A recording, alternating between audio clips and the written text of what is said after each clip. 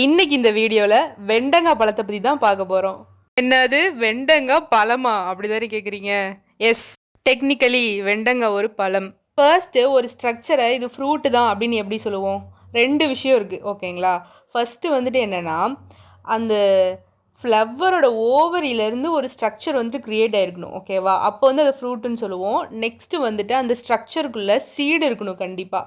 அது இந்த ரெண்டு விஷயமும் இருந்தால் அதை வந்து நம்ம ஒரு ஃப்ரூட்டுன்னு சொல்லுவோம். இந்த லேடிஸ் ஃபிங்கரில் இந்த ரெண்டு விஷயமுமே இருக்குது. வெண்டைக்காயில் மட்டும் இல்லைங்க, இந்த பிரிஞ்சால், டொமேட்டோ இது எல்லாமே வந்துட்டு ஒரு ஃப்ரூட்டு தான். நம்ம வெஜிடபிள் அப்படின்னு சொல்லிகிட்டு இருக்கோம். நமக்கு ஃப்ரூட் அப்படின்னு சொன்னோன்னே என்ன ஞாபகம் வரும்? ஸ்வீட்டு தான் ஞாபகம் வரும்.